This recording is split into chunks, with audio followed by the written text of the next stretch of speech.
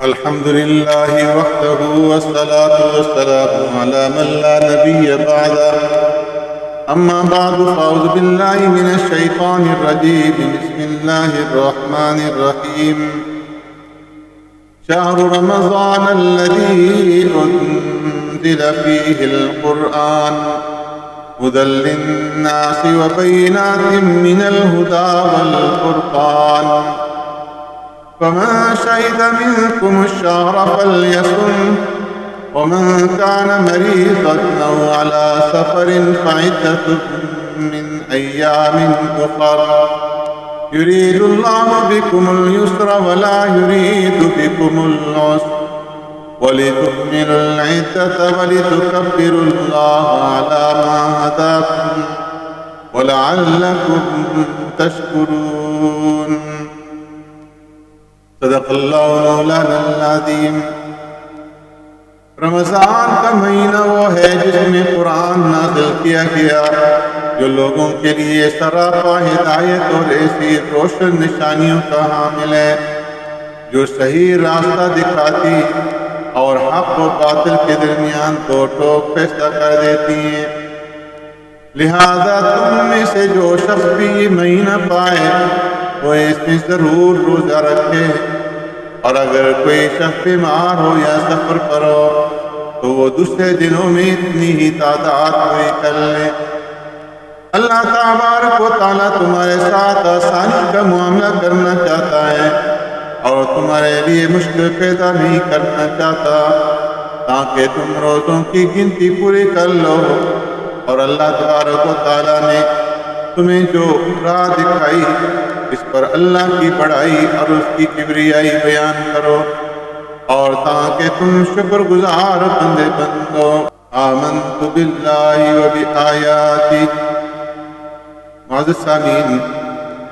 آج کا یہ درس قرآن کریم کی ایک آیت کریمہ پیارے پیغمبر صلی اللہ علیہ وسلم کی حدیث مبارکہ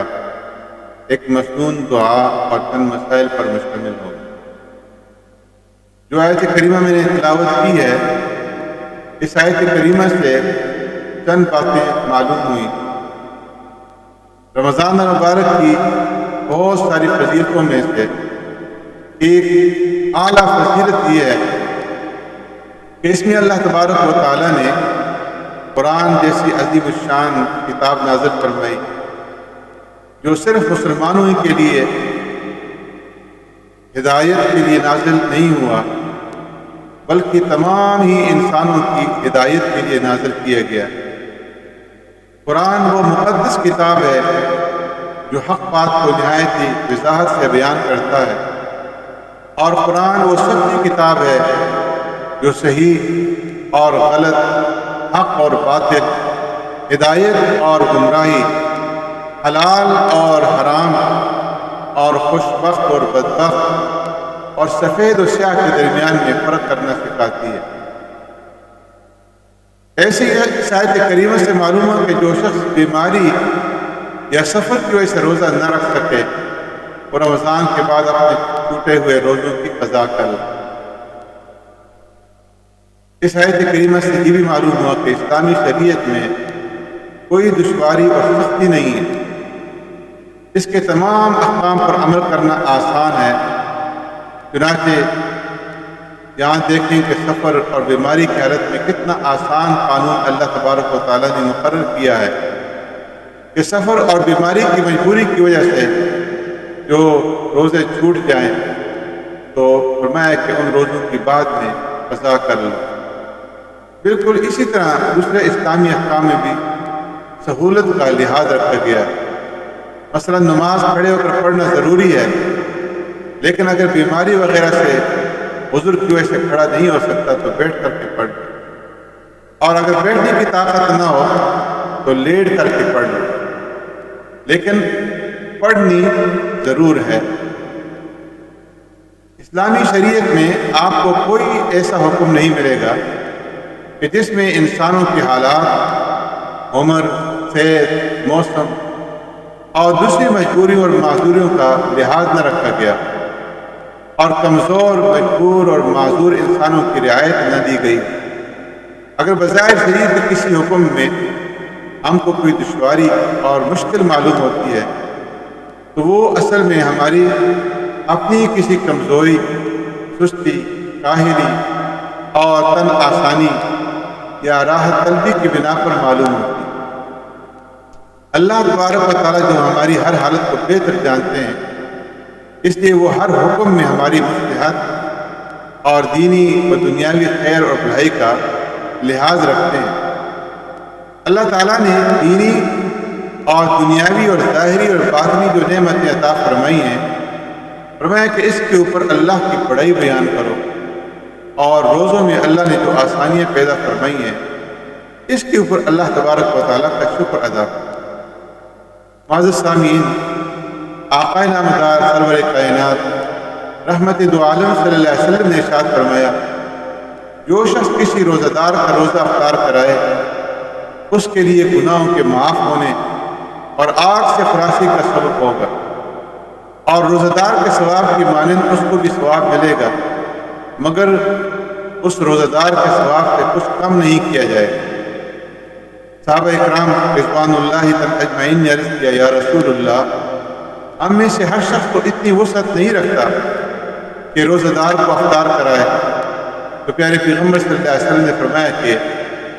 پیٹ بھر کھانا کھلانا جو ہے اس کے اوپر موقوف نہیں ہے،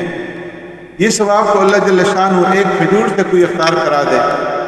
یا ایک گھونٹ پانی کا پلا دے، یا ایک گھونٹ لسی کا پلا دے، تو اس کے اوپر بھی عطا فرما دیتے ہیں۔ پیارے پیغمبر صلی اللہ علیہ وسلم نے ارشاد فرمایا، ہر افطار کے وقت اللہ تعالیٰ بہت سارے انسانوں کو جہنم سے آزاد فرماتے ہیں، اور ایسا ہی معاملہ ہر رات ہوتا ہے، یعنی رمضان المبارک کی ہر رات میں یہ معاملہ اللہ تبارک و تعالیٰ کی طرف سے جاری رہتا ہے۔ معزز سامعین، آج کی مصنون دعاؤں میں سے یہ ہے کہ اگر آپ کسی کے ہاں افطار کرنے کے لیے جائیں تو افطار کرنے کے بعد حضرت انس رضی اللہ تعالیٰ عنہ فرماتے ہیں کہ پیارے پیغمبر صلی اللہ علیہ وسلم جب کسی کے یہاں افطار کرتے تو ان کے لیے اس طرح دعا فرماتے تھے، افطر عندکم الصائمون واکل طعامکم الابرار وصلت علیکم الملائکہ، تمہارے پاس روزہ دار افطار کریں اور نیک لوگ تمہارا کھانا کھائیں اور فرشتے تم پر رحمت بھیجیں۔ معزز سامعین، یہ دعا بھی ہر مسلمان کو ضرور یاد کرنی چاہیے، اور کسی کے ہاں افطار کرنے کے بعد اس دعا کو پڑھنا چاہیے۔ آج یہ سنت جو ہے یہ بھی چھوٹ گئی ہے، اس مردہ سنت کو زندہ کرنے کی ضرورت ہے۔ معزز سامعین، آج کے مسائل میں سے وہ چیزیں جن سے روزہ نہیں ٹوٹتا اور مکروہ بھی نہیں ہوتا،